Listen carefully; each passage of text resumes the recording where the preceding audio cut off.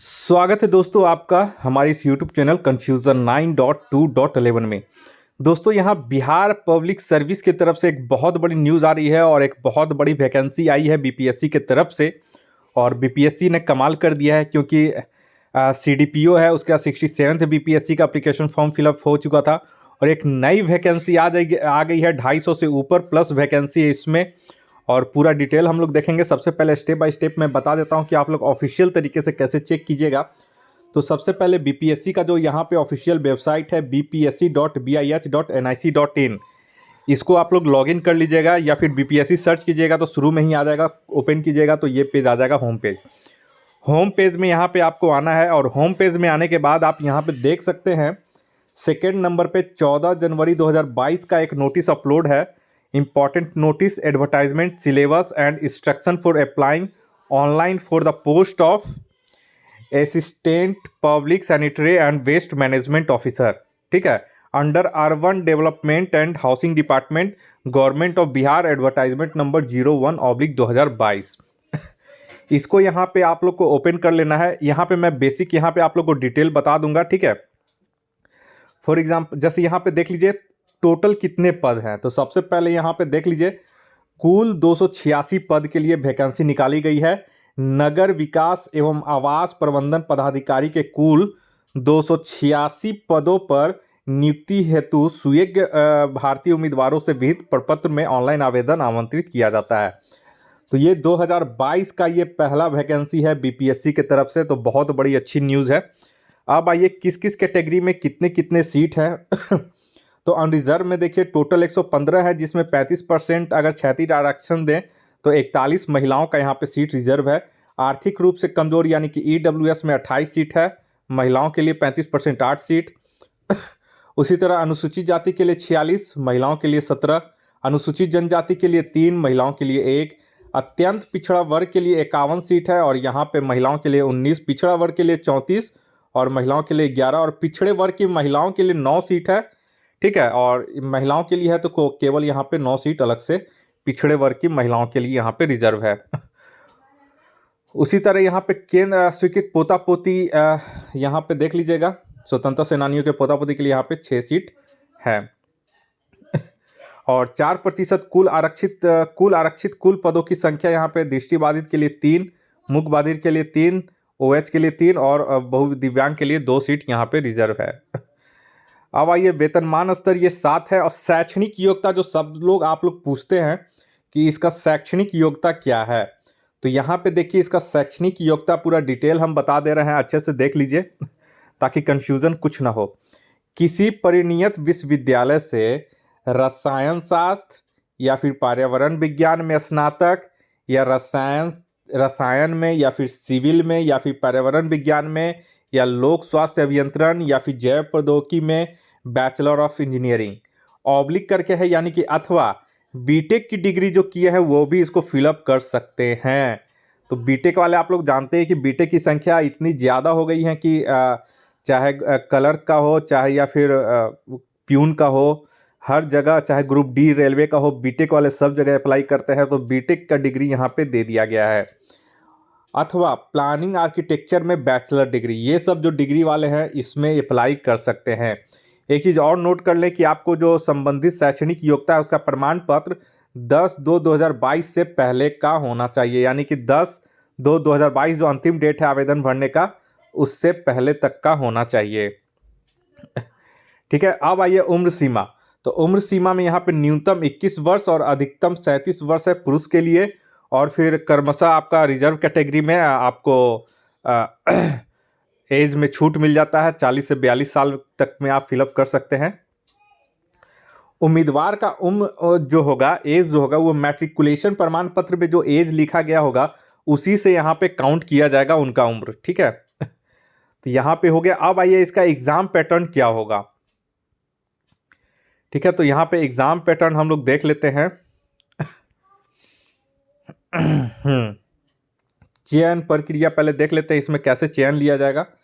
तो चयन में बोल रहा है कि इसमें साक्षात्कार नहीं होगा, चयन के लिए लिखित परीक्षा का आयोजन किया जाएगा केवल, लेकिन इसमें साक्षात्कार नहीं होगा।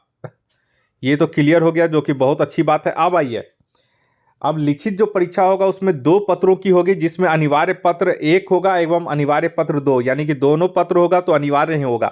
प्रथम पत्र जो होगा सामान्य अध्ययन होगा, वो ऑब्जेक्टिव होंगे, और अनिवार्य पत्र 2 भी होगा, वो ऑब्जेक्टिव होंगे। ठीक है, अब जो 2 होगा वो उसमें देखिए क्या क्या होंगे।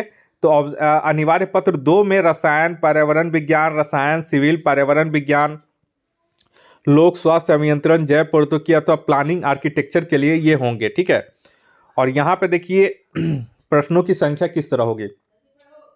तो अनिवार्य पत्र पेपर 1 में सामान्य अध्ययन का होगा, जो कि 2 घंटा की अवधि होगी। इसमें प्रश्नों की कुल संख्या 125 होगी और कुल अंक 100 अंकों की ये होगी। उसी तरह अनिवार्य पत्र 2 में आइए, यहाँ पे जो होगा वो ठोस एवं तरल अपशिष्ट प्रबंधन का पेपर होगा, जो कि 2 घंटे का होगा। इसमें भी 125 प्रश्न एमसीक्यू होंगे और 100 मार्क्स का होंगे।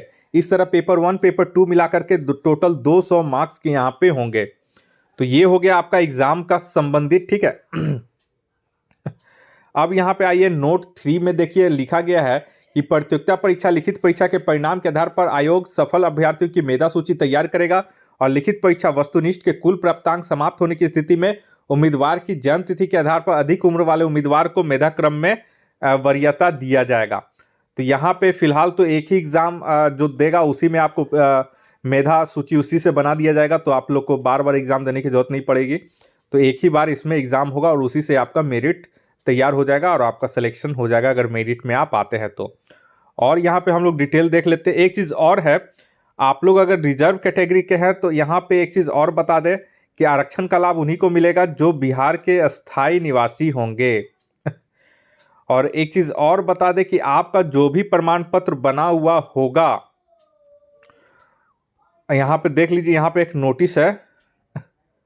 हाँ, यही चीज़ बता दें, बाद में स्टूडेंट क्या करते हैं कि परेशान हो जाते हैं, जब फाइनल सिलेक्शन हो जाता है तब उनका ध्यान आता है कि अरे मैंने तो ये काम किया ही नहीं, और मेरिट में आने के बावजूद उनका सिलेक्शन नहीं हो पाता है।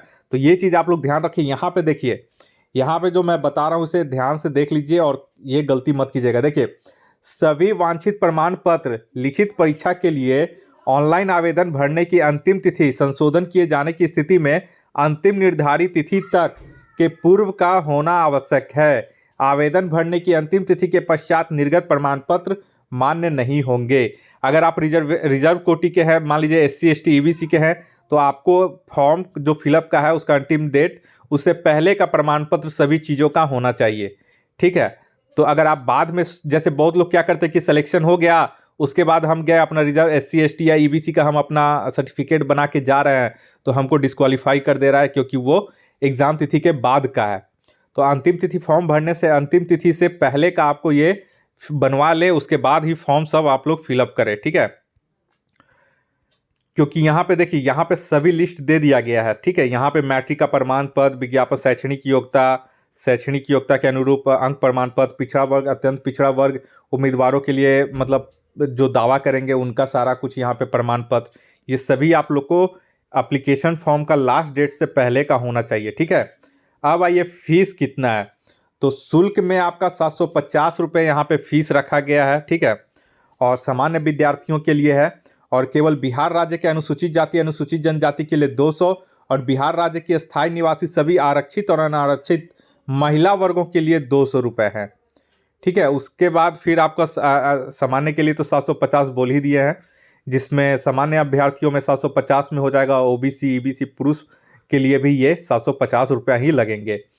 तो यहाँ पे आप लोग को जो डिटेल देना था वो लगभग मैंने डिटेल दे दिया है।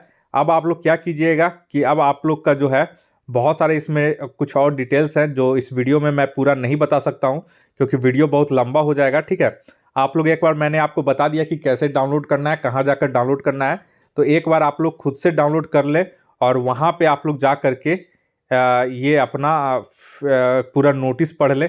एक चीज़ और है, हाँ, यहाँ पे डेट में बता देता हूँ ऑनलाइन आवेदन भरने का। देखिए, ऑनलाइन आवेदन प्रारंभ करने की तिथि जो है वो 17 जनवरी 2022 से शुरू हो जाएगी, और ऑनलाइन आवेदन भरने की अंतिम तिथि जो है वो 10 फरवरी 2022 है। और आयोग कार्यालय में स्पीड पोस्ट निबंधित डाक से आवेदन की हार्ड कॉपी एवं सभी प्रमाण पत्र होने की अंतिम तिथि दिनांक 24/2/2022 के अपराह्न 5 बजे तक की होनी चाहिए। यानी कि हार्ड कॉपी यहाँ पे बोर्ड आयोग कार्यालय में स्पीड पोस्ट आवेदन की हार्ड कॉपी एवं सभी प्रमाण पत्र प्राप्त होने की अंतिम तिथि, यानी कि हार्ड कॉपी भी आपको एप्लीकेशन फिलअप करके हार्ड कॉपी भी यहाँ पे सेंड करना है, जो कि 24/2/2022 तक आयोग कार्यालय में पहुँच जानी चाहिए। केवल स्पीड पोस्ट ही करना होगा। ठीक है, तो ये यहाँ पे इम्पॉर्टेंट है, इसे आप लोग मिस मत कीजिएगा, वरना आप लोग क्या करेंगे कि फॉर्म फिलअप कर दिया और छोड़ दिया, स्पीड पोस्ट किया ही नहीं, तो इस मैटर में आपका दिक्कत हो जाएगा। ठीक है, तो और एक बार आप लोग एक बार सही से अच्छे से पढ़ लीजिएगा, क्योंकि बहुत अच्छी यहाँ पे आप लोग खुद से एक बार पढ़िएंगे तो आपको ज़्यादा और बेहतर समझ में आएगा ये नोटिफिकेशन। ठीक है, कैसे क्या करना है सब कुछ यहाँ पे दिया गया है, और यहाँ पे क्या क्या उनसे प्रमाण पत्र चाहिए वो भी सारा लिस्ट दिया गया है। और यहाँ पे एक चीज़ और है कि हार्ड कॉपी यहाँ पे देख लें, यहाँ पे लिखा गया है कि आवेदक यह सुनिश्चित कर लें कि डाउनलोड किए गए आवेदन की हार्ड कॉपी के प्रत्येक पृष्ठ पर रजिस्ट्रेशन नंबर, बार कोड एवं सबमिटेड एप्लीकेशन नंबर अंकित है। ठीक है, ये होना चाहिए सभी पेज पे, अगर नहीं है ऐसा तो वो मान्य नहीं होगा। और हार्ड कॉपी जो है वो सुरक्षित कर लेंगे, अपना सेव भी कर लेंगे अपने पास। ठीक है, ताकि बाद में अगर कभी भी मांगा जा सके तो वो दिया जा सके। तो इस तरह से करके यहाँ पे आपको सारा डिटेल मैंने बता दिया है, तो आप लोग एक बार खुद से ये नोटिस देख लेंगे, और नोटिस देखने के बाद आप लोग उसके बाद ही अप्लाई करेंगे। तो चलिए, ये वीडियो था। जैसा कि आप जानते हैं कि आरआरबी एनटीपीसी का रिजल्ट आ चुका है, और उसी बीच ये भी नोटिस आ चुका है, तो बहुत सारे छात्रों का इस पर ध्यान नहीं गया है। तो अब आप लोग ध्यान, सारा डिटेल मैंने बता दिया है, तो उम्मीद करते हैं कि अब आप इसे अगर एलिजिबल होंगे, इसकी योग्यता रखते होंगे, तो आप ज़रूर इस फॉर्म को फिलअप कर देंगे। इस वीडियो को देखने के लिए आप लोग का बहुत बहुत शुक्रिया। आपका दिन मंगलमय हो। धन्यवाद।